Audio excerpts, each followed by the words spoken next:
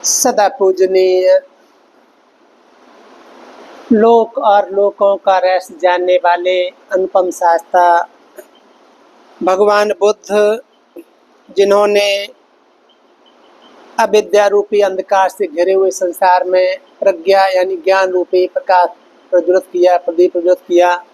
ऐसे अनुपम शास्ता के चरणों की वंदना करता हुआ उनके द्वारा कथित उपदेशित सद्धम्म जो प्रारंभ, मध्य और अंत में कल्याणकारी है, और ऐसे सद्धम्म का पालन करने वाला, अपने आचरण में फलीभूत करने वाला, संसार के प्राणियों के लिए पुण्य का क्षेत्र भिक्षु संघ, इन तीनों रत्नों को वंदन करते हुए, वर्तमान में उपस्थित भिक्षु संघ को वंदन करते हुए, श्रद्धावान उपासक उपासिका बहनों के लिए मंगल कामनाएं। आज फिर से तकला महाबुद्ध विहार लुधियाना में आप सभी ने नियमित रूप से किए जाने वाले अपने पुण्य में बढ़ोतरी की।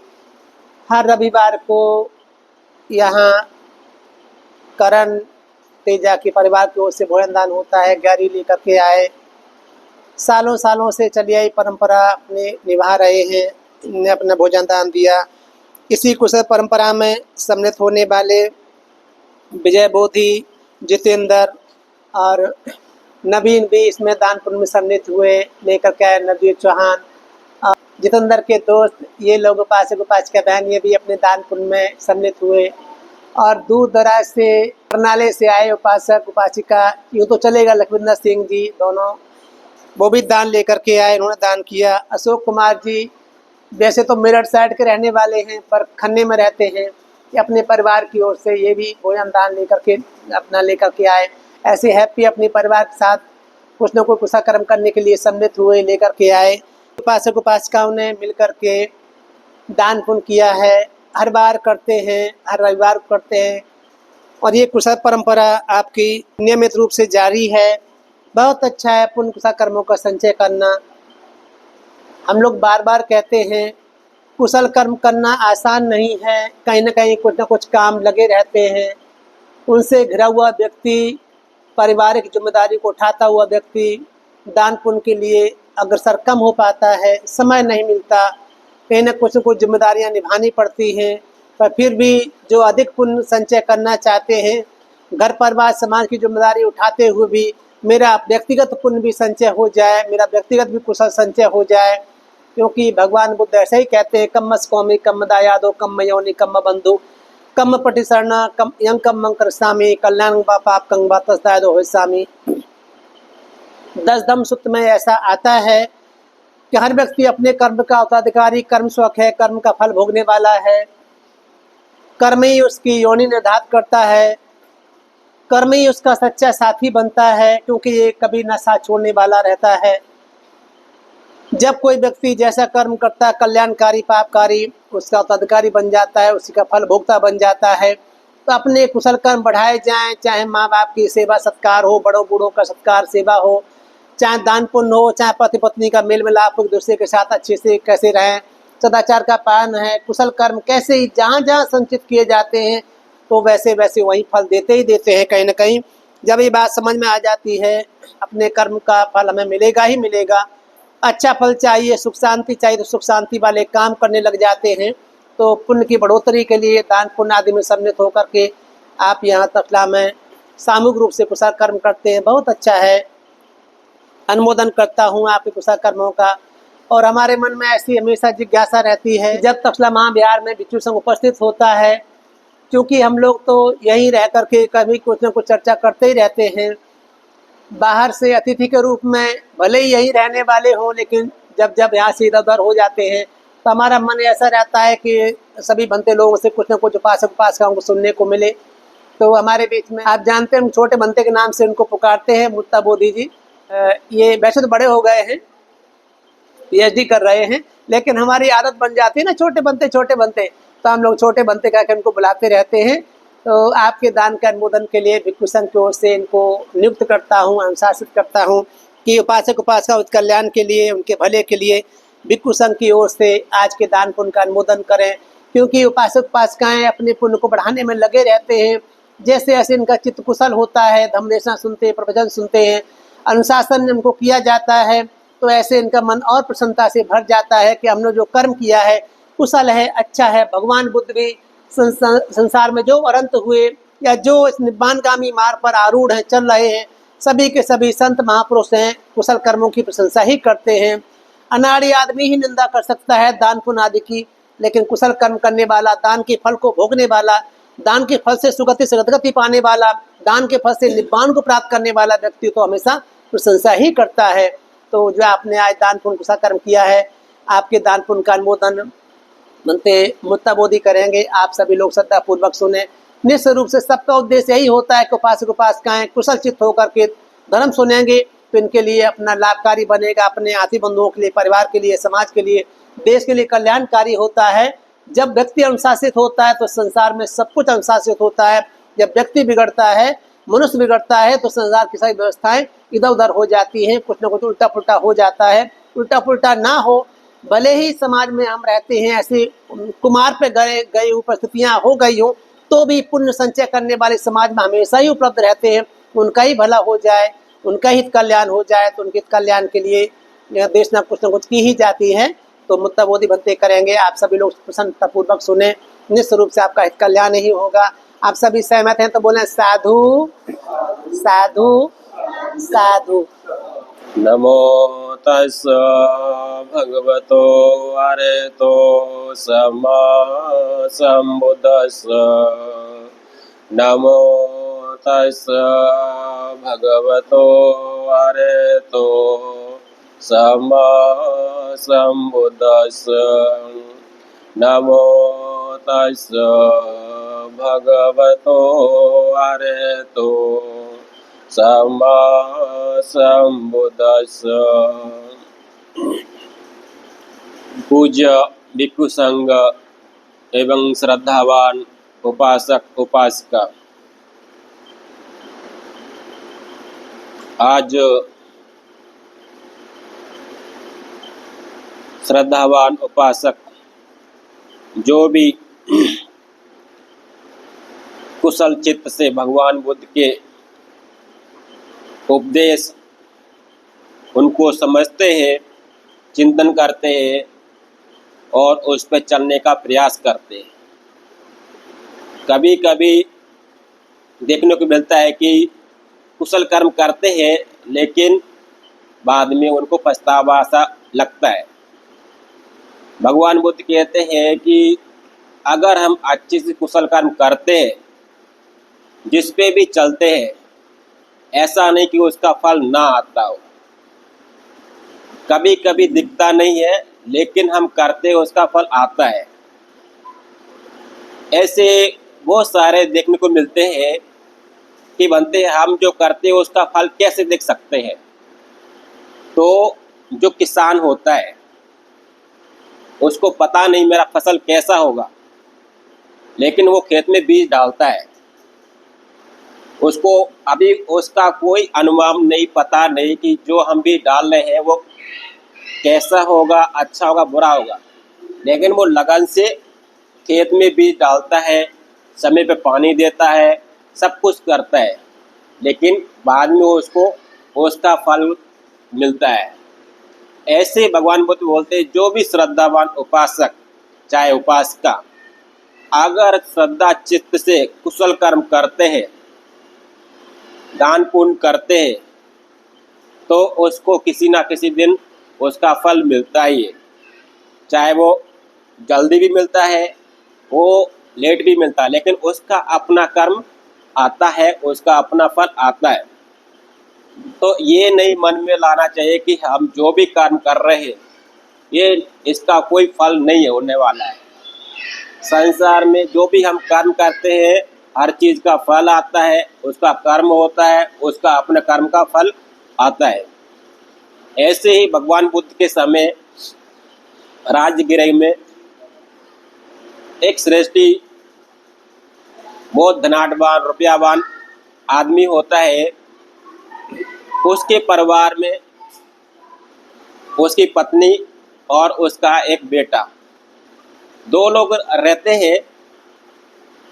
उसके एक पास में एक नौकर रहता है, वो उसका काम करने के लिए।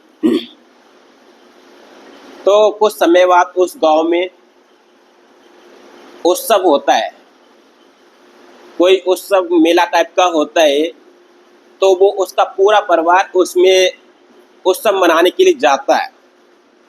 तो वो सेठ क्या बोलता है अपने नौकर को कि महाराज कि हम सभी परिवार के लोग उस उत्सव में जा रहे हैं, आप चलेंगे क्या?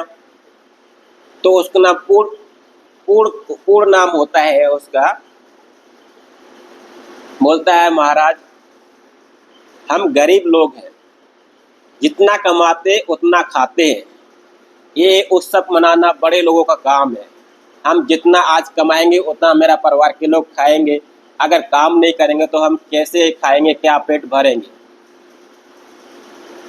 तो बोलते आप फिर क्या करेंगे? बोलते महाराज मैं खेती का काम करेंगे।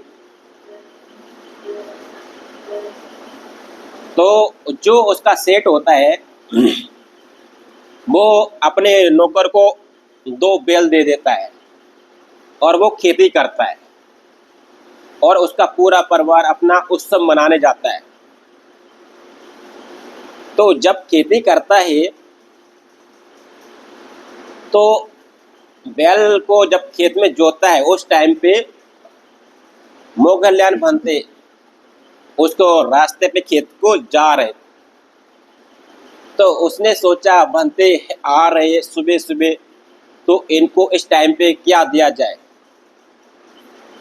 तो उनको वो नीम की दुतौन और पानी देता है, जिससे वो अपना दुतौन करते पानी देते और फ्रेश होके किसी झाड़ के नीचे पेड़ के नीचे ध्यान में बैठ जाते हैं। तो बनते सोचते हैं कि ऐसा क्या इसके परिवार की ओर से कुशल कर्म किया जाए जिससे इसका भला हो। तो सोचते हैं कि जब खाने का टाइम होगा तब में यहाँ से निकलेंगे।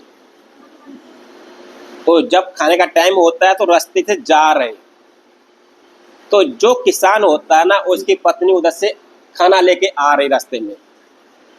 तो उसके मन में विचार आता है कि जब मैं कुशल कर्म के लिए सोचता हूँ, चिंतन करता हूँ, तो मेरे पास देने को होता है लेकिन लेने वाला सामने नहीं होता है।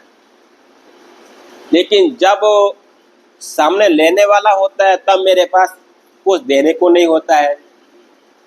तो आज ना मेरे पास देने को भी है और सामने बनते भी है, तो क्यों ना मैं इनको कुशल कर्म करें। तो जो भी अपने पति का खाना होता है बनते के पात्र में डाल देते और दान कर देते। बनते उसको अनुमोदन करते और आगे चल के चले जाते। जब वो सोचते कि मेरे पति का खाना का टाइम हो गया, अभी लेट हो रहे, तो वो घर जाते दोबारा खाना बना के वापस आते। तो जो उसका किसान होता है, उसका पति होता है, रात दिन खेत करता थक जाता है, पेड़ के नीचे बैठ जाता है। तो उधर से उसकी पत्नी खाना लेके आ रही और सोच रही अगर मैं इसके सामने लेट गया तो अगर इसने गुस्सा किया तो जितना मैंने आज कुशल कर्म किया ये सब बेकार हो जाएगा। तो क्यों ना मैं पहले ही उसको सारी घटना बता देता हूँ।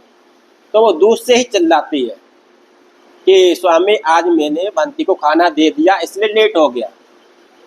तो जैसे पास में आते हैं तो उसका किसान पूछता है आज इतना लेट क्यों हो गए? तो बोलते हैं स्वामी आज हमको देने को भी इच्छा थी और सामने बनते भी थे, इसलिए आपका खाना मैंने उनको दे दिया। तो उसका पति गुस्सा तो नहीं होता, अनुमोदन करता कि बहुत अच्छा किया आपने, मेरा दिया हुआ भोजन आपने दान कर दिया। मतलब मेरा उद्देश्य खाना बना किसी को व्यर्थ नहीं गया, अच्छे बंदे को दान कर दिया। मैंने भी सुबह उनको दुतौन और पानी दिया। तो उस दोनों का चित्त बहुत प्रसन्न हो गया, मतलब गुस्सा खत्म हो गया।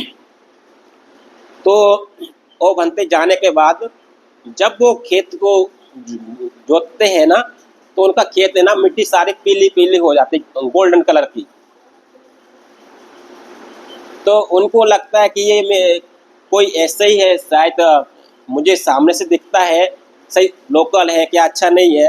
तो अपनी पत्नी को बोलता है कि देखो ना खेत में कैसा गोल्डन गोल्डन सा दिखता है, सोना सा दिखता है। बोलता है स्वामी मुझे भी दिखता है।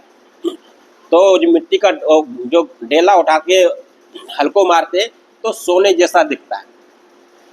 तो बोलते हैं इतना अगर सोना होगा तो हमको तो कोई इस गांव में रहने नहीं देगा, क्यों ना इसको सारा सोना राजा को दे दूं। तो जितना खाना लेके आए थे उतना उसने अपने डिब्बे में रखा और पत्नी को दे दिया। आगे जाके जो गांव का राजा होता है उसको बोलते हैं कि महाराज मेरे खेत में जितना भी सोना है आप लेके जाओ। बोलता है ऐसा क्या है? बोले सारी घटना बताता कि मैंने बंदे को खाना दिया, ऐसे ऐसे उसका कार्य, उसके फल से मुझे आज ऐसा प्राप्त हुआ। तो वो राजा क्या करता है, गाड़ी भेजता है। उसके जो नौकर होते हैं वो जैसे उसको उठाते बोलते हैं ये राजा का धन है, और जैसे गाड़ी में रखते हैं और फिर मिट्टी हो जाता है। तो राजा बोलता है आपने क्या बोला है सबको? बोलते मैंने बोला ये राजा का धन है। बोले ऐसा नहीं बोलने को, बोलो ये किसान का धन है। तो जैसे किसान का धन के नाम से लेते तो फिर वो सोना जैसा हो जाता है। तो जितना भी होता पूरा एक जगह इकट्ठा करते और पूरे गांव के लोगों को बोलते हैं कि इतना धन किसके पास है? बोले किसी के पास नहीं है। तो बोलते किसान को इतना संपत्ति प्राप्त है तो इसका कौन सा पद दिया जाए? तो सभी लोग बोलते हैं इसका गांव का श्रेष्ठी बनाया जाए, श्रेष्ठी बनाया जाए। तो उस गांव का श्रेष्ठी उसको बना देते। तो वो बोलता है कि महाराज मेरे पास रहने को खाने को कुछ भी नहीं है, आप मुझे श्रेष्ठी बनाएंगे तो मैं रहेंगे कहाँ पर? तो राजा बोलता है एक पास में जो पुराना श्रेष्ठी था उसका घर आप ले लो। तो वहाँ सफाई करता, अच्छे से साफ करके वहाँ रहता है। तो वहाँ पर वो रहता है, उसके बच्चा और एक उसकी लड़की होती है उत्तमा। तो वो मिलके रहते हैं। तो जो उसकी बेटी होती है उसके लिए शादी के लिए सभी जो गांव के और पास के राजा होते हैं उन अपने बेटों को शादी के लिए बोलते हैं। तो जिसके पास वो काम कर रहा था पहले उसका एक लड़का था, तो वो उसको बोलता है कि सेठ आप अपनी बेटी को मेरे लड़के के साथ शादी कर दो। बोलता नहीं मैं आपके बच्चे के साथ शादी नहीं कर सकता। बहुत लोग करने के बाद समझाने के बाद भी वो नहीं मानता है। बोलता क्यों? बोलते हैं मेरा परिवार पूरा है, श्रद्धावान है, दान पुण्य करने वाला है, सम्यक दृष्टि वाला है। आपका परिवार है ना विश्वास नहीं करता इस पे काम मतलब दान पुण्य पे विश्वास नहीं करता, तो मेरी बेटी आपके घर पर नहीं रह सकती। तो बहुत लोग समझाने के बाद वो उसको अपनी बेटी को शादी कर देता है। शादी होती है, घर में आती उसकी बेटी, तो 4-5 महीने तक कोई दान पुण्य नहीं करने देता, वो ना कुशल कर्म करने देता है। तो अपने पिताजी को खबर भेजती है कि पिताजी जब से आपने मुझे शादी की है तब से जो मेरा पति है कोई दान पुण्य करने नहीं देता है। तो उसका जो पिताजी होता है वो संपत्ति भेजता है अपनी बेटी को। बोलते ये संपत्ति लो, एक गांव में नगर बधू है उसको रुपया दे के अपने पति के पास रख दो और आप तब तक दान पुण्य करो। वो क्या करती अपने जो गांव की सबसे सुंदर नगर वधू होती है उसको रुपया देती है। बोलती बहन आप 15 दिन तक मेरे पति की सेवा करो, मैं 15 दिन तक भगवान बुद्ध के भिक्षु संघ के दान पुण्य करेंगे। तो वो घर में लेके आती है, उसके पति पूछता है अपनी पत्नी को कि ये कौन है? बोलती है महाराज आज से 15 दिन तक ये आपकी देख रेख करने वाली है। बोले आप क्या करेंगे? बोले मैं कुशल कर्म करने को। बोले ठीक है। वो 15 दिन तक अपने घर में खाना बनवाती, अच्छा अच्छा पकवान बनवाती, 15 दिन लगातार भिक्षु संघ को दान पुण्य करती। एक समय आता है कि उसका जो पति है वो सोचता है कि जो मेरी पत्नी है देखूँ तो 15 दिन तक क्या काम कर रही है। तो वो गेट से देखता है कि उसकी पत्नी खाना बना रही, रोटी बना रही, पूरा शरीर पूरा गंदा है तो भी सब काम में लगी हुई है। तो उसका पति देख के हंसता है, बोलता है देखो कैसे पागल लोग हैं, जो उनके लिए इतना इतना संपत्ति होने के बाद भी इतना मेहनत काम करने में, किन के लिए, वो बनते लोगों के लिए ऐसे करने को लगी हुई है। और हंस के चला आता है। जो उसकी नगर वधू होती है उसको देखती है और बोलती है कि ऐसा क्या है जो राजा देख के हंसता है। तो वो भी राजा के जाने के बाद वो देखता है कि उसकी जो पहले वाली पत्नी को देख के इतना हंसता है, तो उसके मन में क्या होता है, द्वेष जागता है कि हम इसके साथ रहते हैं, इसकी सेवा करते हैं, और वो उसको देख के इतना प्यार करता है, उसको हंसता है। तो वो 15 दिन के लिए अपना उसको सब कुछ मान बैठे, नगर वधू जो उसको सेठ को, लड़के को। तो वो गुस्से में आके क्या करती है, बोलती है, जो वो उसकी पत्नी है उसके ऊपर गरम तेल डालती है। तो वो क्या सोचती, अगर मैंने इसके प्रति क्रोध किया, पहले सोचती है कि ये अगर नगर वधू नहीं होती तो आज मैं ये कुशल कर्म नहीं कर सकता था, एक अच्छा काम नहीं कर सकता था। इसका कितना हमारे ऊपर उपकार है, सहयोग है, जिससे मैं भगवान बुद्ध का भिक्षु संघ को लगातार भोजन दान दे रहे हैं। तो इसका मेरे ऊपर बहुत उपकार है, ऐसा चिंतन करती है। तो वो उधर से गर्म तेल लेके ऊपर उसको फेंकती है। तो वो सोचती है अगर मेरे मन में क्रोध होगा, गुस्सा होगा इसके प्रति, तो तेल मुझे जलाएगा। अगर इसके मन के प्रति मेरा क्रोध दोष कुछ भी नहीं है तो ये तेल मुझे नहीं जलाएगा, ऐसे चिंतन करती है। तो जैसे वो तेल उसके ऊपर फेंकती है तो वो जलती नहीं, उसके शरीर पे कुछ भी नहीं होता। तो जो उसकी दासी होती है और पास, वो उसको पकड़ लेती है उसको मारने को।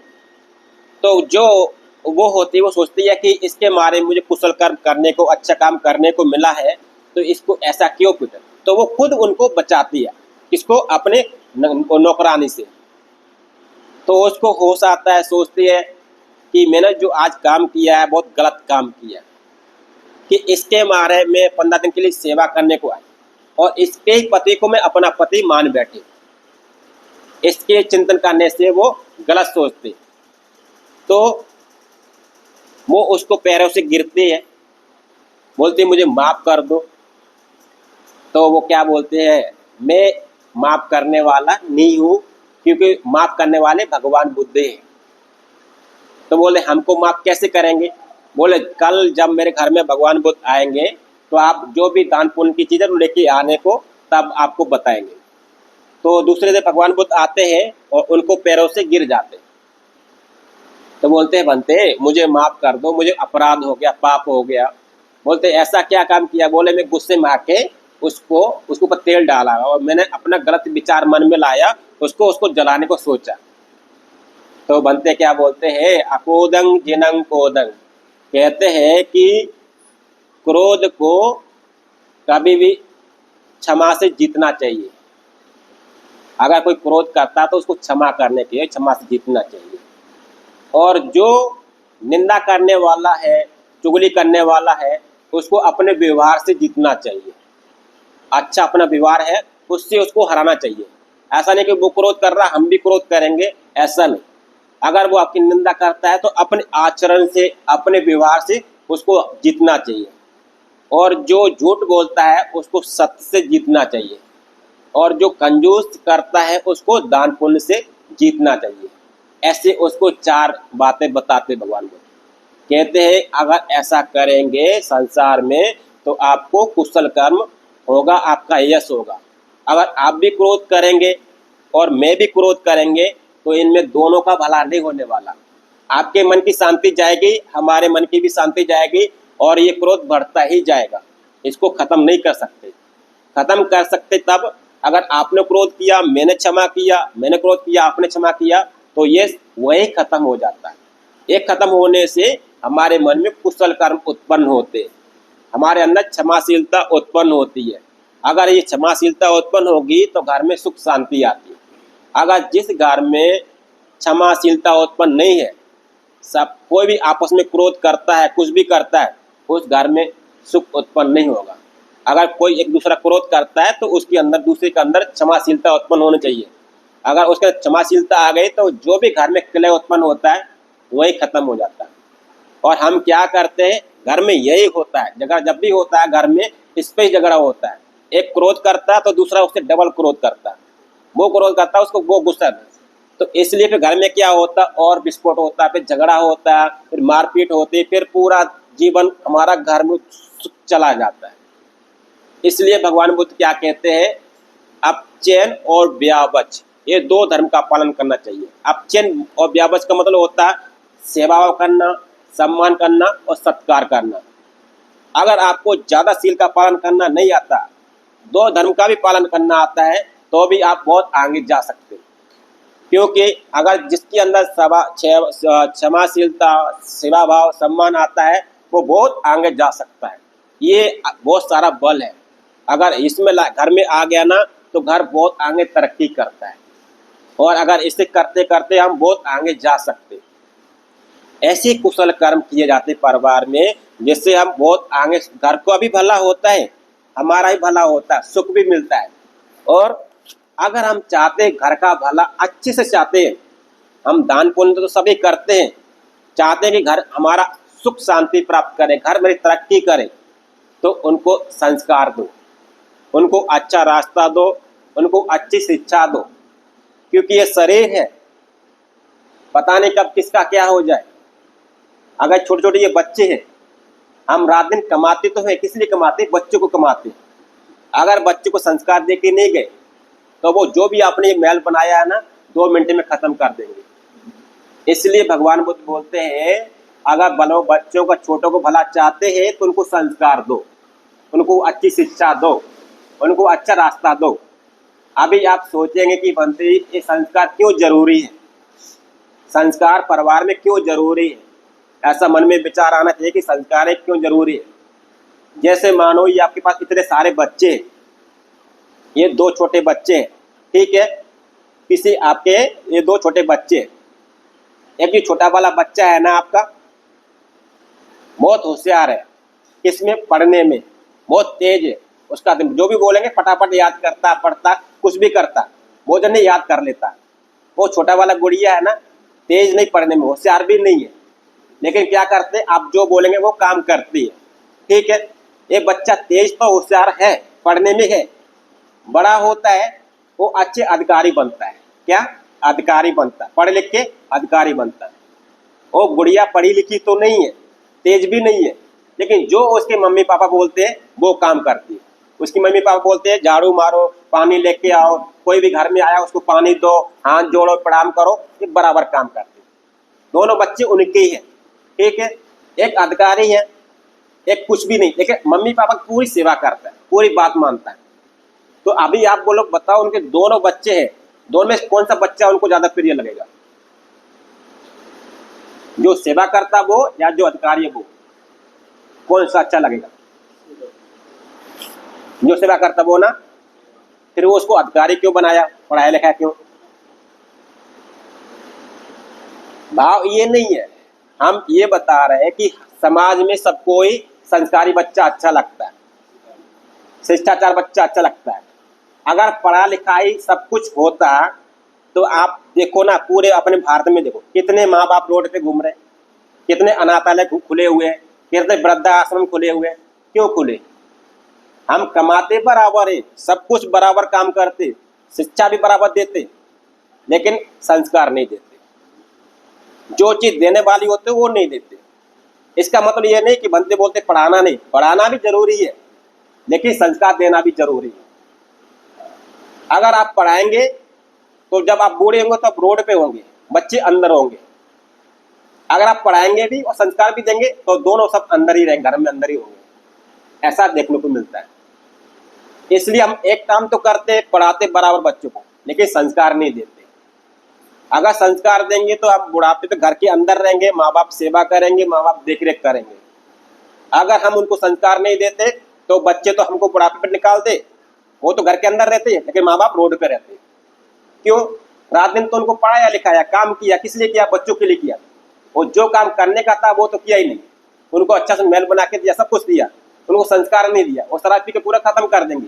उनको अच्छा रास्ता नहीं दिया, वो गलत संगति करके पूरा मेहनत खत्म कर देंगे। कभी कभी क्या ना, बच्चों को संगति का बहुत असर होता है। कैसे? जैसे मानो ये जो जमीन है ना, ये जमीन का महत्व होता है क्या? इस और पास ओरिया का महत्व होता है। कैसे होता है? जैसे ये जमीन है, ठीक है, ध्यान से सुनो, ये जमीन है, इधर शमशान घाट है, इधर शमशान घाट है, तो ये जमीन का क्या वैल्यू होगा? यही जमीन पे इधर कोई क्या बोलते हैं, हीरो का प्लॉट है, उधर भी हीरो का प्लॉट है, तो इसकी कीमत बढ़ेगी। अंतर क्या? जमीन तो वही है, लेकिन लोगों का उसका कितना असर है। देखो, अगर यहाँ शमशान घाट खोल दो तो इसका कोई वैल्यू नहीं है। अगर यहाँ कोई बड़ा अधिकारी कोई इधर प्लॉट ले ले तो उसकी डबल वैल्यू हो जाती है। तो इसलिए आदमी की वैल्यू नहीं है, उसकी संगति का वैल्यू है। अगर कैसे लोगों के साथ रहता है, कैसे लोगों के साथ बैठता है, उसका महत्व होता है। अगर वो अच्छे लोग के साथ बैठता है तो उसकी अच्छा लोग समझते हैं। अगर वही वो शराबी लोग के साथ रहता है तो उसकी कोई वैल्यू नहीं होती।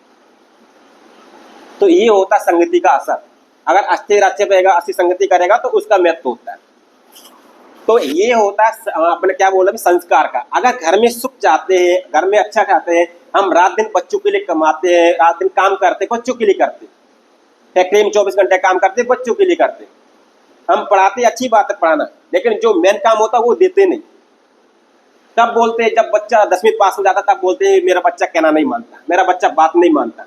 तब समय निकल जाता है, तब आप बच्चों को संस्कार नहीं दे सकते। अगर आप उनको बोल डांटेंगे तो घर छोड़ के भाग जाएंगे या कोई गलत काम करेंगे तो फिर अल्टा आपको सुनाएंगे। इसका टाइम होता है। अगर टाइम टू टाइम काम करेंगे तो आपको सुख मिलता है। जैसे आपको एक छोटा सा कहानी बताते हैं। जैसे छोटा बच्चा है, सबसे छोटा बच्चा यही है, ठीक है। इसकी माँ क्या सोचती है, मेरा बच्चा बड़ा होगा ना तो इसको मैं स्कूल में लेके जाएंगे। किसमें? स्कूल में इसको पढ़ाएंगे। तो उसकी माँ क्या करती है, अपने बच्चों को खाना बना के डिब्बे में पैक करके स्कूल छोड़ के आती है। क्या? स्कूल में छोड़ के आती है। छोटा बच्चा है, कुछ समझता नहीं। स्कूल जाता तो है, लेकिन क्या करता, स्कूल जाके डिब्बा खोल खाना खा के वापस घर आ जाता है। तो उसकी माँ दोबारा खाना बना के फिर स्कूल छोड़ के आती है, फिर खाना खा घर आता है। ऐसे जाता आता ऐसे करता है। एक दिन क्या होता है, वो बच्चा स्कूल तो गया, खाना भी खाया, लेकिन किसी बच्चे की पेंसिल लेके आया, उधर से घर लेके आया पेंसिल लेके किसी बच्चे की। उसकी माँ ने बच्चे को पेंसिल देखा पास में है, लेकिन उसको कुछ बोला नहीं बच्चे को, क्यों पेंसिल लेके क्या ले, कुछ भी नहीं बोला उसको। तो बच्चा क्या सोचता है, कोई तो अच्छा काम है, नहीं तो मेरी माँ है ना बहुत डांटती है, बहुत चिल्लाती, कहीं भी मैं गया कुछ भी कुछ बहुत डांटती। आज तो मेरी माँ ने कुछ बोला नहीं, ना डांटा भी नहीं, ऐसा सोचता है। तो दूसरे दिन बच्चा फिर जाता है स्कूल, किताब लेके आता है, फिर माँ उसकी कुछ बोलती नहीं। फिर तीसरे दिन जाता है, फिर कुछ चुरा के लेके आता है। ऐसे धीमे धीमे उसकी माँ रोकती नहीं, तो वो कुछ ना कुछ चोरी करता करता बड़ा होता, तो बड़ा चोर बनता है। तो बहुत बड़ा चोर बनने के बाद क्या होता, कभी ना कभी पकड़ा जाता पुलिस को। पुलिस उसको पकड़ती है, जेल में डालती है, उसको फांसी की सजा सुनाती है। जब उसको फांसी की सजा होती है तब उसको पुलिस वाले पूछते हैं कि बेटा आपको कुछ खाने की इच्छा है, पीने की है क्या, माँ बाप को मिलने की इच्छा आपकी है? तो जो उसका बच्चा होता ना बेटा, वो क्या बोलता है, साहब मुझे खाने को भी नहीं, पीने को भी नहीं, क्या करने को, मुझे सर अपनी माँ से मिलने को एक बार। क्या बोलता है, साहब मुझे अपनी माँ से मिलने को है। तो पुलिस वाले जाते, उसकी माँ को लेके आते। उसकी माँ आती है, अपने बच्चों को ऊपर से नीचे देखती है, कुछ बोलती नहीं। बच्चा भी समझदार है, बच्चा भी देखता, रोता भी नहीं। माँ अपने बच्चों को ऊपर से नीचे देखने के बाद थोड़ा सोचती है, जोर की झापड़ मारती। किसको? बच्चे को। बहुत जोर की झापड़ मारती है। बच्चा भी अपनी माँ की तरफ से आंख उठा के देखता है, रोता नहीं। क्या बोलता है, माँ आपने बहुत देर कर दी। यही झापड़ जिस दिन मैं पेंसिल लेके आया था ना, उस दिन मारती तो आज मैं यहाँ नहीं खड़ा होता। आप चाहे रो चिल्लाओ, कुछ होने वाला नहीं है। तो कहने का अर्थ ये है कि अगर बच्चों को टाइम टू टाइम समय पर ध्यान नहीं दिया तो बाद में रोना होता है, पछताना ही होता है, हाथ में कुछ नहीं होता, फिर बच्चे निकल जाते। इसलिए समय पे अगर उनको संस्कार नहीं दिए तो फिर बाद में आप रोएंगे, कुछ भी करेंगे, बच्चे वापस नहीं आते, फिर वो गलत रास्ते पे जाते, या तो घर छोड़ते या फांसी लगाते या मरते, तो उल्टे काम करते। इसलिए कमाना अच्छी बात है, पढ़ाना अच्छी बात है, लेकिन उसको ध्यान दो, उसको संस्कार दो, उसको देखो कहाँ जा रहा, कहाँ बैठ रहा, क्या कर रहा, उसको अच्छे रास्ते पर लगाओ।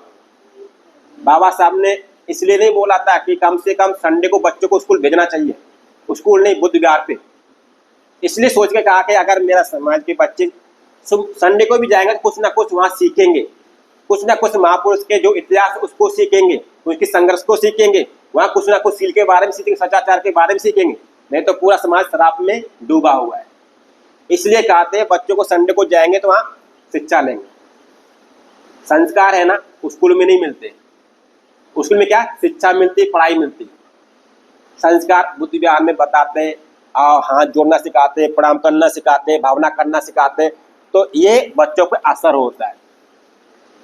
अगर आपके बच्चा हाथ जोड़ देंगे, पैर छुएंगे, किसी को हाथ पानी देंगे, तो उसका यश बढ़ता है।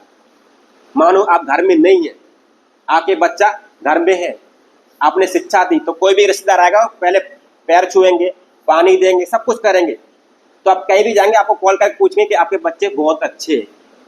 आप रहने के बाद भी वो पूरा ख्याल रखते, सब कुछ करते। तो ऐसा करने से क्या होता है, उनके यश बढ़ता, बच्चों का, बड़ों का आशीर्वाद मिलता है, उनके बारे में कोई गलत सोच नहीं सकता आपके बारे में ऐसे। तो उनका क्या होता है, डबल यश बढ़ता, घर में सुख उत्पन्न होता है। तो इसलिए अच्छे काम करो, अच्छी शिक्षा दो, उनको संस्कार दो, उनके अच्छी सदाचार के नियम बताओ, उनको इस चलेंगे। हमारा जीवन आधा तो निकल गया, लेकिन जो करने के लिए हम उनके लिए कर रहे हैं, तो उनको अच्छी शिक्षा देते हैं तो हमारे भी सुख होता है, बच्चों का भी सुख होता है। तो इसलिए अगर हम चाहते हैं, घर को सुख चाहते हैं या घर को हम आगे बढ़ाना चाहते हैं, तो जो भी छोटे छोटे बच्चा, जैसे अभी ये जो भी 10 की भी क्लास से नीचे बच्चे, उनको हम सिखा सकते हैं। उसके बाद बच्चों को सिखा नहीं सकते, क्योंकि अभी छोटे बच्चे आप इनको बोले पानी लेके आओ, फटाफट पानी लेके आएगा। वहीं बड़े बच्चे को बोलो तो वो मना भी कर देगा। तो अगर आदत डालेंगे तो ऐसे बच्चे सीखते हैं। तो अब कभी बुद्ध विहार में आते हैं तो उनको, उनसे बनते लोग को पानी दो, उनको फूल दो, ऐसे करो, ऐसे आदत करेंगे तो फिर आपकी भी सेवा करेंगे। तो हम उम्मीद लगा सकते हैं कि बुढ़ापे पे मेरी ये सेवा करेंगे, नहीं तो आप उम्मीद नहीं लगाओ। क्योंकि भगवान बुद्ध कहते हैं दंपद में, अचिरित्वा ब्रह्मचर्यं अलद्दा यो बने धनंग जिन्न कोचा व खयांची कीन मच्चा पल्लन। भगवान बुद्ध क्या कहते हैं, जो भी बच्चा बचपन में संयम नहीं करता, अभ्यास नहीं करता, और जब वो जवान होता तो धन नहीं कमाता, तो जब वो बूढ़ा होता है ना, तो उसकी हालत कैसी होती है। एक पक्षी होता है बगुला, तो जब वो बूढ़ा होता है तो भगवान बुद्ध बोलते हैं उसके पंख झड़ जाते हैं, मतलब पंख गिर जाते हैं।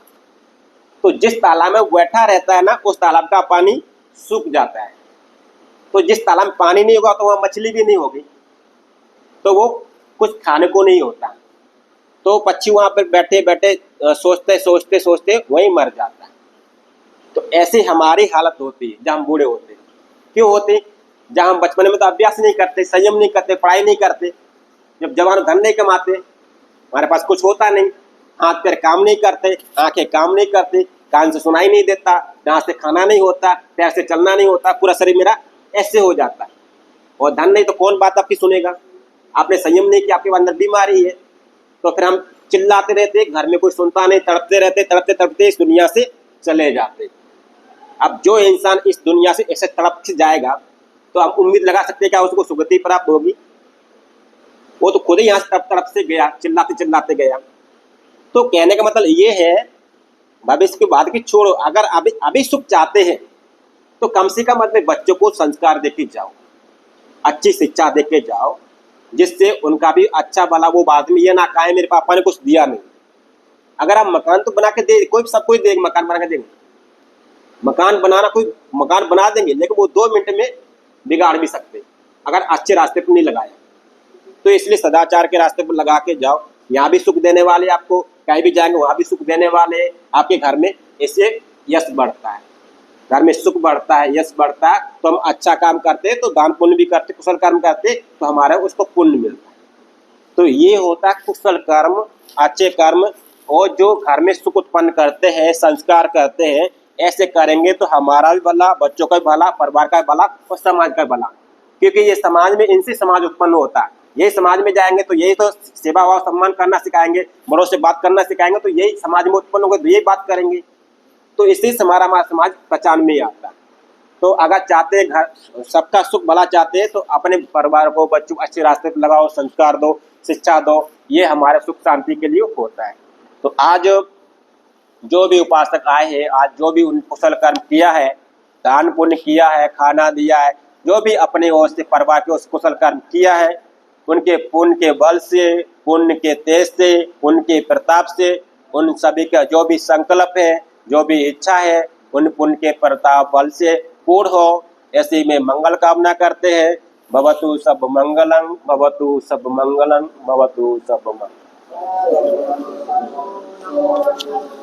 भगवतो अरहतो सम्मा सम्बुद्धास्स। नमो तस्स भगवतो अरहतो सम्मा सम्बुद्धास्स। नमो तस्स भगवतो अरहतो सम्मा सम्बुद्धास्स। जनि दुःख भयपथा जनि भय शोक पथा जनि शोक होन्तु सर्वे विपानिनो एतावता जतो मे हि सम्पतं कुह्य सम्पदं सर्वे देवागणा मोदन्तु सर्व सम्पत्ति सिद्धिं ददन्तु श्रद्धाय शीलं रघुवदा भाविना विरता होन्तु गच्छन्तु देवतागता सर्वे बुद्धा वनपता पच्चेकानं च यं वनं च तेजेन रक्षं वन्दामि सर्वसो आकाशष्ठा च भूमष्ठा देवानां तं अनुमोदयित्वा चिरं रक्षन्तु बुद्धशासनं चिरं रक्षन्तु धम्मदेशनं चिरं रक्षन्तु तं परन्ति जन्तु सर्वरोगो विनश्यतु माते भवन्तन्तरायो सुखी दीर्घायुको भव अभिवादनशीलस्य नित्यं वर्धपचायिनो चत्वारो धम्मा वर्धन्ते आयुर्वाणो सुखं वदन्ति।